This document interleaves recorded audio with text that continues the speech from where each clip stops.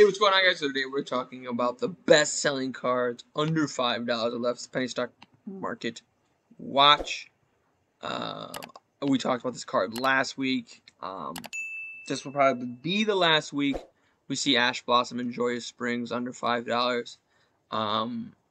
It's not really that great against tier elements, so that's number one. There's just not like a great spot to hit tier. And it just got a reprint in the Crystal Beast structure deck. So this is probably the lowest that this is going to be. Don't miss out. Like, I don't know what else to say. That don't miss out on the Ash Blossoms and Joyous Springs. I already sold mine from the Crystal Beast structure deck. So I'm chilling. I would buy the DD Crows. However, DD Crow has been power crept a good amount. Obviously, take for example these two cards. The Bestial cards can't banish them, so DD Crow does still have its play. There's also Sky Striker, for example, where right now, banishing the one engage is just humongous. They have no way to access that, right? So there are still viable ways to play DD Crow. It is still searchable, where the Bestial stuff is not searchable in like Tri Brigade. I'm sure the Bestial cards are searchable, but like DD Crow as a level 1 monster, it can be searched off by 1-for-1. There's a bunch of other like level 1 support type things. So DD Crow isn't 100% power crept, but it has been power crept a bit. But do keep in mind there have been a lot of cards that have come out. Like Ghost Bell was supposed to power creep DD Crow, Skullmeister, what have you. Another thing too about DD Crow, the return of Macro and D-Fissure kind of hurt DD Crow as well. But here it still is sitting as the number 6 highest selling card on the Penny Stock Market Watch. Let's just jump into it. We've talked about it enough at this point. I just wanted to check to see. Oh wow, the dual terminal common is probably the highest. Let's see what the highest one looks like. Cause I like checking to see what's the highest. It's a solid, very solid card. A lot of ultra rares though. Yeah, a lot of ultra rares. A few commons. Actually a lot of commons too on this rare version. But this might have been the first one, the Striker Neos. That sounds about right. That sounds about right. The Dual Devastator version is about $2. The one we were just looking at is about $1.28. It's definitely a good buy. It's definitely a great buy, actually. Because it's an ultra rare. This set has gotten opened a lot, though, so it might not shoot up in price anytime soon, but it's a good card. It's definitely a great card to look into. Fusion Destiny, Chaos Space, Bestial Saranir. Yeah, we'll say that. Alternate Art of Appaloosa from Magnificent Mavens, Bird Call. Nothing really relatively. Right as I was saying that. Is this because of Dark World? Right? I have my one Yugioh because I didn't. Because I was worried it might do something like this.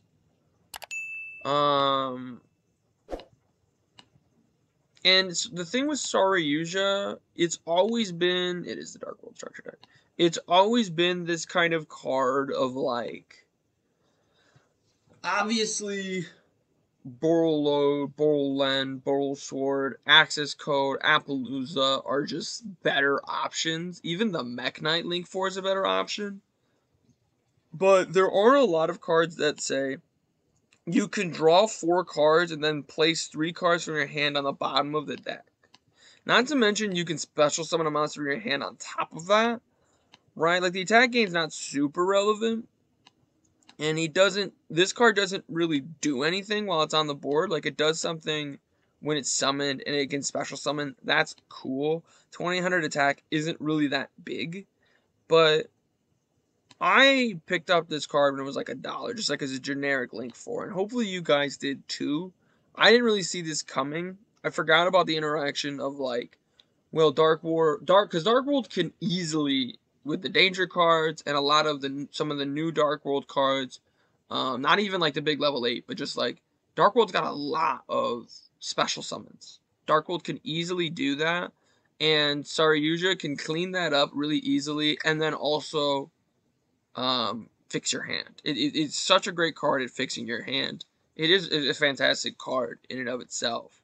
I think my mind is telling me at one point it was like limited, but I don't know if that's 100% true.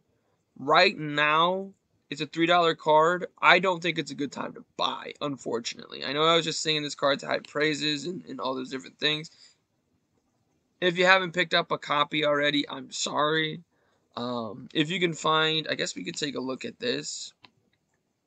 Because Extreme Force and the Megatons were packs, but Dual Devastator was a box that came with certain things. Right now, it's an $80.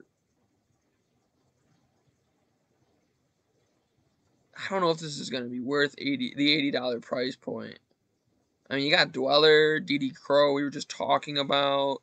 Ultra Rare D, Barriers, there can only be one. Solemn Strike. This is a good card for Time Rules. Anti-Spell is always a solid card. Forbidden Graveyard's better now because of tier elements. Or excuse me, Silent Graveyard. Cosmic Cyclone, Ghost Bell. Cold Buy is cool. Super Poly is cool. I don't think it's worth 80, but you're guaranteed to get the Saryuja, which is also why this version specifically is the cheapest version, because it was guaranteed in there. It's weird that the secret rare from the mega packs, 750, and the original version, okay, I was confused for a second. I am no longer confused. You can get this. You can sneak yourself in and get this. 538's a deal. It is unlimited, but this one's unlimited for $7.99. They have the verified, or they have the star at least. 100% positive feedback's pretty cool. I'm not going to swoop in and buy it. It's not even a penny stock, right? So I shouldn't really be talking about it. It's near it, though, so that's why I was talking about it. And we're talking about the card in general as well. Do I think that the Dual Devastator version will sneak up? I don't. I think that Dark World is a really solid archetype. I'm surprised. I mean, this card is technically a Dark World card. Like, I'm surprised we don't see any other Dark World cards. Like, I haven't seen any other cards that Dark World would run. A big issue with the deck, they can't run any hand traps. Just because, like, Danger has never really been able to run hand traps. That's always been their trade-off. And there's just so much discarding involved with Dark World that you almost never get full value out of hand traps. More like breakthrough skill, if you'd like. But, if you know what that card is. I think it's a fine deck. I think it's a fair deck. I don't think it's great. On top of that, we don't know how long Skull Dread is going to, or Saryuja's Skull Dread is going to last as a Dark World card. Like, maybe Dark World likes it now, but maybe the deck will change to liking a different Link 4, so I would stay away from it. But if you haven't picked up your copy, it is a good card to pick up. D-Fissure, I don't think is a penny stock. Yeah, I don't know why. I don't know why they haven't fixed it. I do get annoyed by that sometimes.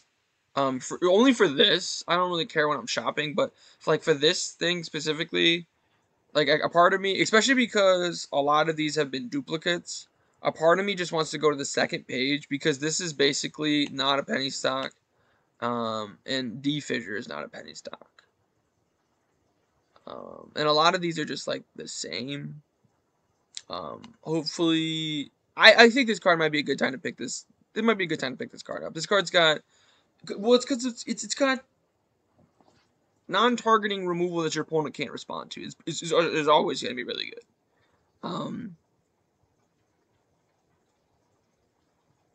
Very specific removal, but non-targeting removal is always good. Make sure you pick up at least one copy. Could it shoot up in price like Saryuja? You know, like, because the Dual Devastator came out maybe like 4 years ago, 3 or 4 years ago. Could this be a card that does that? 3 to 4 years to 5 years from now, we see this card just go massive in price. 100%. It is a very interesting card, and it doesn't really have like a deck that obviously is like, oh my gosh, this card is ban worthy broken, and it could. So I would just be on the lookout for that. Non-targeting removal that your opponent can't respond to is always really good. Branded opening is snuck back in. I've talked about Branded and Soul Sword on multiple occasions. I don't necessarily, not like them together, but like, I don't necessarily think the two decks are that great. But last week, or even we could talk about this week, how this card, where is it all the way at? I passed it. Lyricist Bird Call, right? Because what does Lyricist Bird Call represent? It represents a card from Bird Up. What is Bird Up? Bird Up is the mixture of Tri Brigade and Lyricist, that seems to have the right amount of synergy. So it gives access to Tri Brigade for Zeus, AA Zeus, as well as the small Lyricist package. And Tri Brigade doesn't have to really worry about wasting space on a Lyricist package because it doesn't have that many cards, right? That's kind of what Bird Up does. The reason why this card is on the higher end of the penny stock and it just recently shot up is because this recently topped an event, or got it like a top 32 at an event, and decks like that are always going to be doing that. And when we look at cards like, or archetypes like Branded and Sword Soul, they're in that category too. I have thought about it on multiple occasions picking up Sword Soul. The reason I have hesitated on it, I just don't think the deck is very good. Weird as that sounds, because it was, at one point many people considered it to be the best deck in the room, and that point was not like 5 years ago or 10 years ago. That point was like this time last year. But it's really not. It's not a very good deck. I think your best board is Hand Trap, Blackout, Grandmaster, and Baron. Baron's not really that cheap of a card. You can run the level 10 if you'd like. The Sword Soul level 10 if you'd like. But that's making the deck that's already not very good. Like, already Baron plus the Grandmaster plus Blackout plus a Hand Trap is not very good. So if you swap Baron out for a different level 10, it's not very strong. Branded, I haven't picked up the Branded stuff because of Guardian Chimera. I have a lot of the Branded stuff, so maybe I could, because I picked up, obviously, it's in the structure decks, which I still see those structure decks all the time because that deck came out and got power crept almost immediately. But we're going to go ahead and go to the next page. I think there are solid decks if you want to mess around with, if you just got money to throw at it, but I'm not really quite sure. This got spicy as soon as we went to the second page. We're not going to go deep on the second page because this got spicy pretty quick. We're not going to talk about DPE, though. I was curious about this card.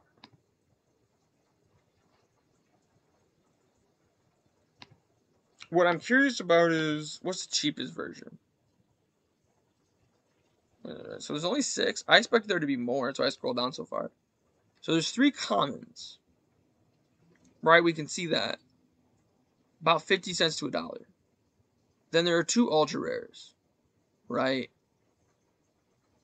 One is shot up in price. And that's the one that brought us here.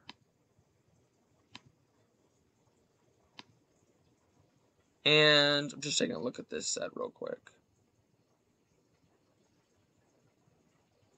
It's interesting. Interesting. This card is a staple. This card will never... There will never be a situation where you're not running this card in Black Wings. Like, I guess it's... I should say never, right? But this is just such an impactful card in the deck. The deck can normal summon a good amount. And it's not a hard once return. It's an absolutely fantastic card. Like, you can see just over the last year, it's been slowly creeping up in price. Not sitting at $1.48. I don't think it's a hard buy, but I definitely don't think it's a wait. I definitely think I would go get it. I mean, we take a look at the Legendary Collections from 5D's version. Near mints are $6 there, so no longer even a penny stock. And this is the other ultra rare version. The if you want a higher rarity than common, but you don't want to spend all your money, you can spend $4.50 on a playset. Now there's 230 copies at $1.50.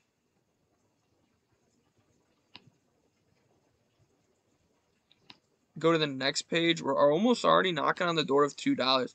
And here's the thing: we haven't played this game in a while. So if we go back to that first page and we say, you know what, Top Table Gaming, we are going to buy out you and your all of your ultra rare copies of your Black World Win. That's $346, right? And $346, oh, that might not seem like it's worth it, or that's just way too much money. And I get it, right? But that's the thing. Like there are people who spend penny stock, who are curious about penny stocks because they want to spend $10, turn it into 20, and I understand that. But there are also people who spend the exact same amount of money they would spend on regular Yu-Gi-Oh cards on penny stock type Yu-Gi-Oh cards. And if this card gets to the second page, and we all said the second page was $2, if I'm good at math, which sometimes I am, sometimes I'm not. I'll just do this up here if I can find where the times button is. 231 times 2 is 462. So that, if I'm good at math, is almost $140 gained. So you invest $340, you invest $350, you get $460. Right? So it's a little over $100. That's not a bad day at the office. And I do think that this card has potential. Now, I'm not saying, and I say this every week, and at this point, I say this every week. If you don't have the $236 or however much we said it was, $346, don't spend it. If you do have it, don't spend it. Spend your money how you feel. I feel like I have to say that every week because it's the best advice I could possibly give as far as the penny stock market watch is concerned. But even if you just buy 10, we said like for $1.50, that's $15. They go up to 2, that's 20, that's $5 made. Nothing wrong with that either. But it's not, like I said, it's not a hard buy. It's not like what Ash and Diddy Crow are. It's kind of like what I felt like the Chaos Goddess World card is, right? We'll go one more tick down. We've seen those cards before. We'll go one more tick down after that. Okay, so no major changes actually. Nothing super major, and I think the reason for that is the ban list. And we'll be talking about that later in the week. We're talking about some of the better decks that we've seen. There's a few things we'll talk about in terms of the ban list. So make sure you guys subscribe so you don't see that. So make sure you guys subscribe so you don't miss out on that and miss out on extra awesome content. Make sure you guys click that like button and show your support for the channel. Most importantly, well, have a good day.